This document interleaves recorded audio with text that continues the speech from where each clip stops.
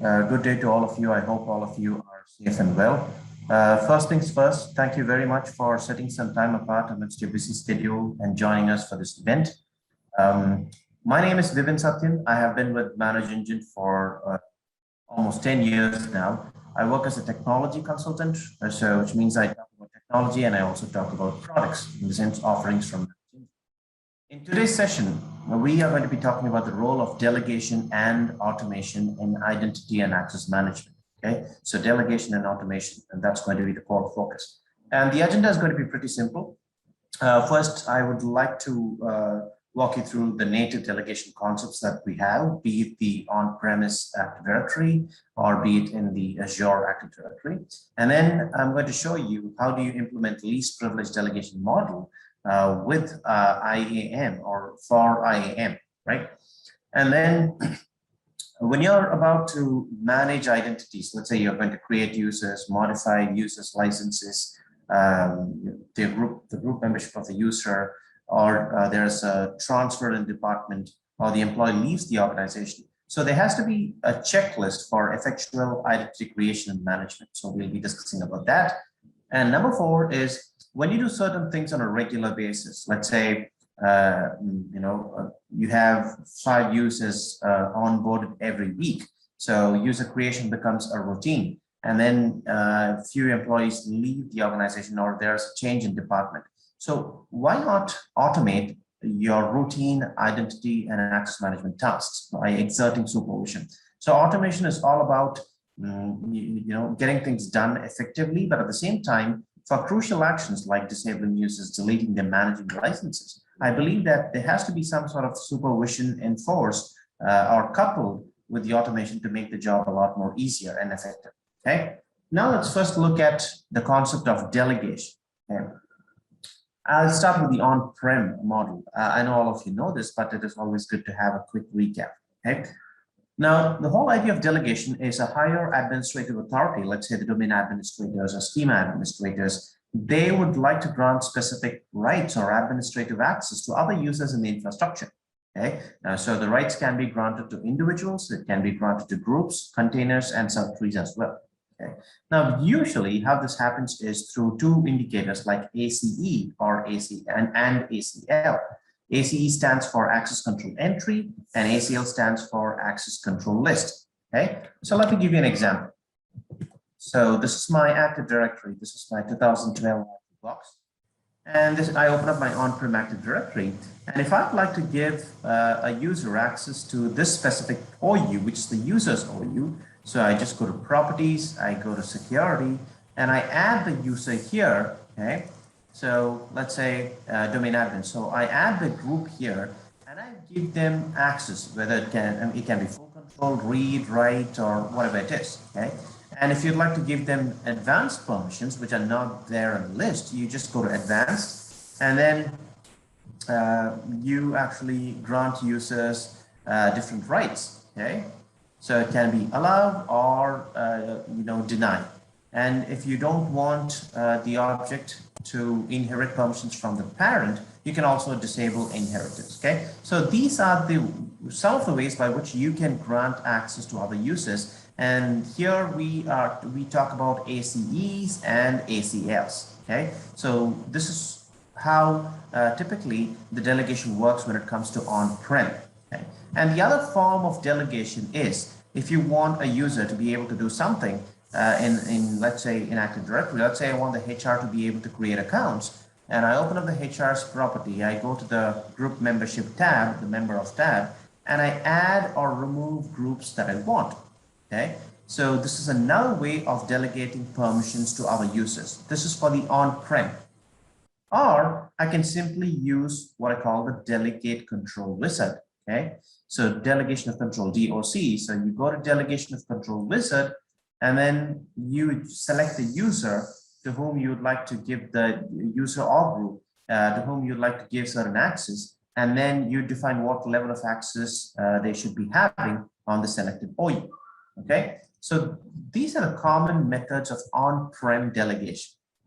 It's all about ACEs and ACLs, right? And then when we take a look at the disadvantages of this form of delegation, Okay, of course, any permission delegation model has its own vulnerabilities. Now we are going to focus on just on the on-prem vulnerabilities, and vulnerabilities of the on-prem delegation model, right? When we talk about ACEs and ACLs, there are certain permissions and types that attackers are interested in, and they are often manipulated. Okay, I have listed some here. For example, you have generic all, which grants the full rights to the object. So if you add a user to a specific entity and then give them generic all, which means you're giving them full rights to that object. And if an attacker manipulates the generic all, what happens is you basically give away the keys to the kingdom because you have the generic all open and it is manipulated, right? Similarly, you have other permissions that we'll have to watch out for: generic right, right owner, right DACL, all extended rights, and force change password, and the ability to add yourself to a group. So let's say I am an attacker and I have successfully, successfully crossed all levels of security checks that you have or bypass them. Now I'll be able to add myself to a group without an admin's approval. Okay. So the point that I'm trying to drive is on-prem delegation model has its own set of vulnerabilities, and these are some of the permission entries that you should watch out for. So if you can, what I would suggest is please take a look at all these permission entries and see to that these permission entries are only assigned to the appropriate users, okay, not for everyone. Okay, there can be exceptions, but everyone cannot be an exception. That's all I'm saying. So please watch out for these ACLs and ACEs. Now, if you move from the on-prem to the cloud, which is the Azure Active Directory, you have something called Azure AD Roles. So we don't have ACEs and ACLs there. Instead, we have something called roles, and this is how we will be able to grant permissions or delegate permissions to other users. And you have different types of roles that you can delegate: global admin, application developer, billing admin, and all that, right? And depending on the role that you give them, they will be able to get owner access, contributor, reader, or user access admin, right? Now, you might be wondering, okay, why talk about Active Directory security, especially Active Directory on-prem security in the year 2021? Okay? Why not just focus on the Azure part and its benefits and pros and cons? Well, I have a reason to do that. Why I'd like to talk about Active Directory security even in the year 2021, especially on-prem, is, okay, now, if you take a look at the Fortune 500 companies now that have deployed Active Directory, now on-prem Active Directory still remains the single point of authentication and authorization, even for most companies, okay, even in the time of remote workforce. And it also controls access to critical resources like your databases, like your servers, applications, and all that. So, as I mentioned earlier, this remains true even in the era of remote workforce and mobile-first approach, right?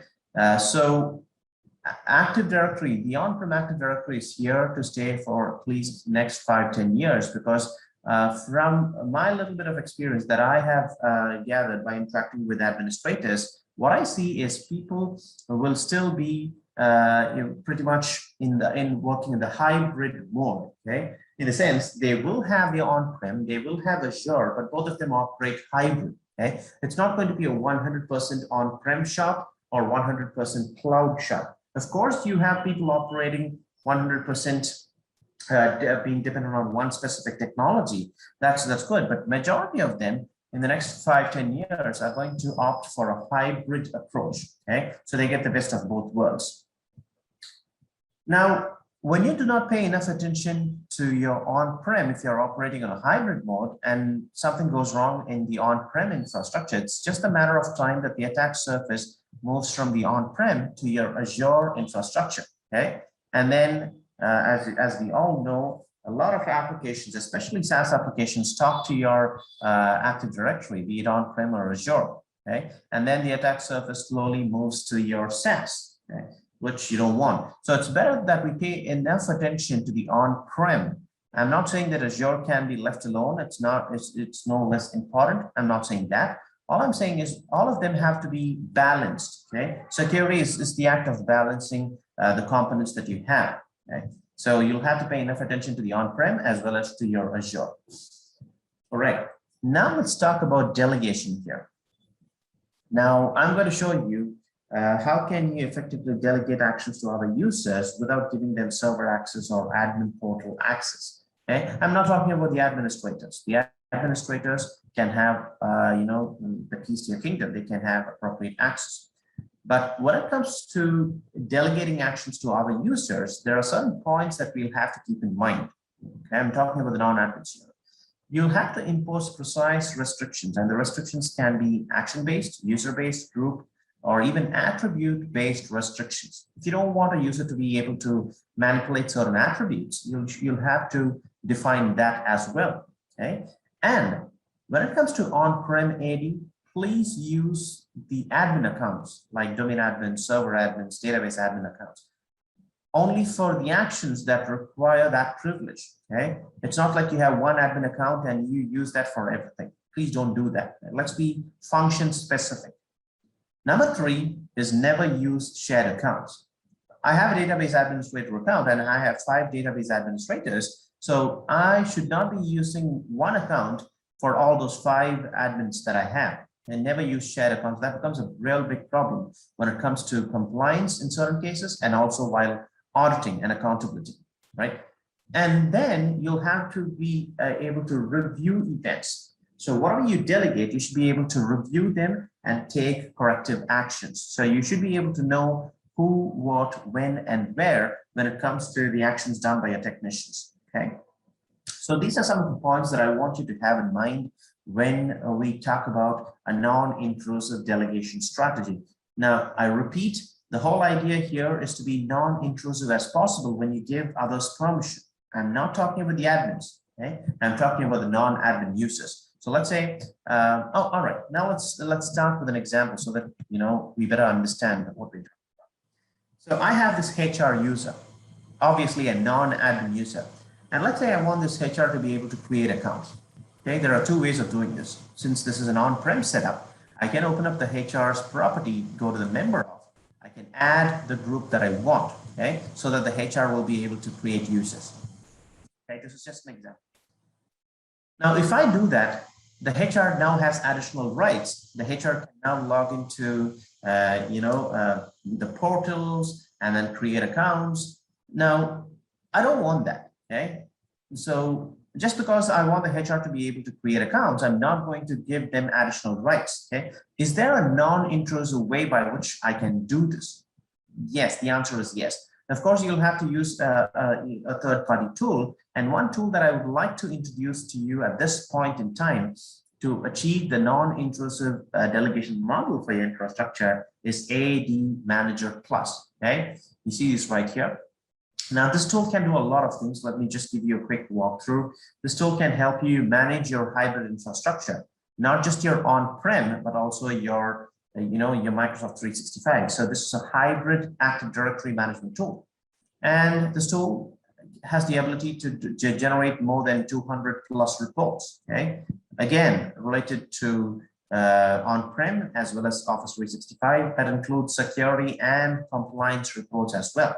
Okay? Be it SOX, HIPAA, PCI, FISMA, or GLBA or GDPR. All right.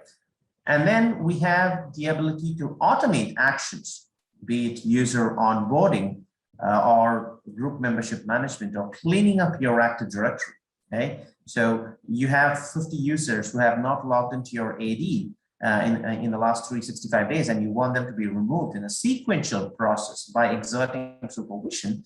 The application can do that, and you are free to define your own custom automation policy as well, and then automate it. Okay, so that's just an overview. Now let's talk about the delegation model of AD Manager Plus and how would this non-intrusive as compared to the on-prem delegation model, right?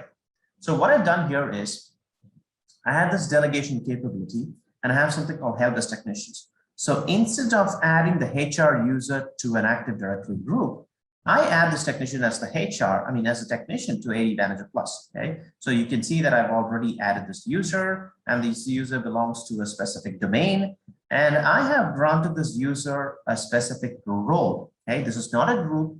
I've just created a role from here, and I've mapped this role to the user, okay? There can be, n number of roles that you can delegate. For example, you have the create users role, the reset password role, and the role of a super admin, right? But for this demonstration, I just want the HR to be able to create accounts without having to log into the server or using the admin portals, okay? That's exactly non-intrusive.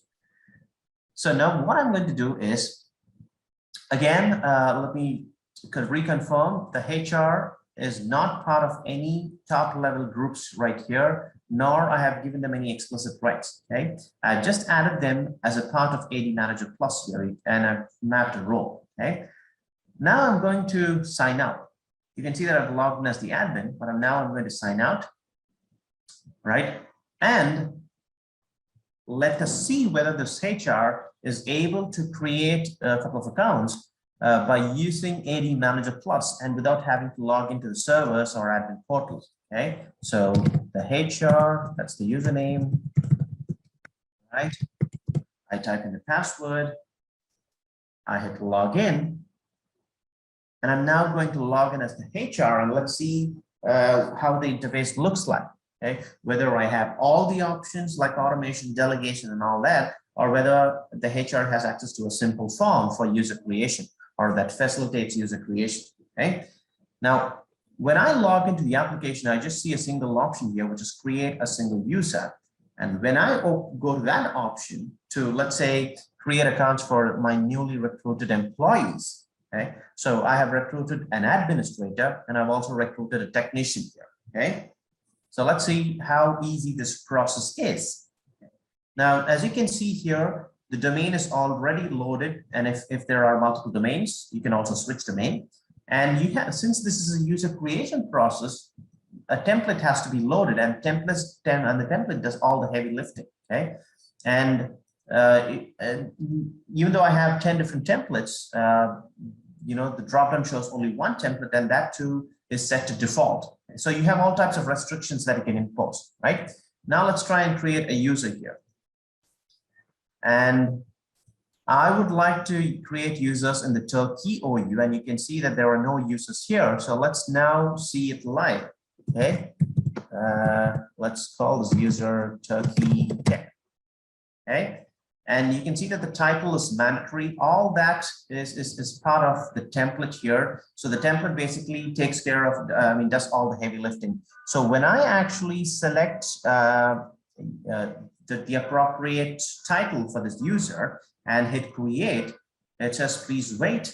And if we wait for a couple of seconds, we have this user created, successfully created user, and the user is created in the Turkey OU, and the name of the user is Turkey Tech. Now it is up to the admin to go to the Active Directory and then see whether the user is created in this specific OU. Okay, so all I do is just a quick refresh, and you have the Turkey Tech user right here. And when you open up the properties of this user, right, so you can see that you have all the properties populated, including the address, okay, the group membership, the right groups are populated here. And if you take a look at the other attributes, let's say the organization, you have the job title, department, the company, even the manager attribute set. And if you open up that on Microsoft 365, you'd also have an account created for the same user, Turkey Tech, with the right licenses. Okay, so this is something that you can pretty much do for every non-admin user that you would like to delegate access to. Okay, so now I sign out, right? And then I'm going to show you whether the whole process can be audited, right? Whether there's an account trail of the things that you can do, right? So now I log in as an administrator, and after I log in as an administrator, what I do is I go to the delegation tab, and then I check for the audit trails of the action just performed by my technician. Okay, the whole idea here is to bring in accountability. So I go to delegation. Now in the delegation tab, I have something called audit report here. So I go to audit report. Now in the audit report section, if you take a closer look, I'm going to select one specific technician here. Okay, so I'm going to select the HR. And now when I select the HR, right, and I hit OK, you will be able to see the actions done by the HR account in the last 1 hour or 30 days or 6 months or whatever. So it looks like the HR has created an account and you have the timestamp of the action. The name of the user that was created is Turkey Tech, successfully created the user. And if you hit details, they get the complete information of the user account that was created. Okay. Now, it's not just about non-intrusive delegation, but also you get a clear audit report of every change that the technician performs using the application, be it in your on-prem as well as in your Microsoft 365 infrastructure, right? Now, AD Manager Plus is just one module of the identity management suite from Manage Engine. And that suite is AD360. So I'd like to introduce you to AD360 right here. Okay. So Manage Engine AD360 is an IAM offering from Manage Engine that has a lot of key features like streamlining user lifecycle management, even auditing your Windows infrastructure, implementing multi-factor authentication and SSO, and even gives the users to self-service their own passwords. And then, of course, we talked about automation and the things that you can automate. And I've also demonstrated to you how you can delegate actions in a non-intrusive manner, both in AD as well as in your Microsoft 365 suite, right? So that is pretty much about it from me. And once again, if you have any questions, please drop it to vivin.ks@manageengine.com. Thank you very much for your time and patience. All of you have a wonderful day.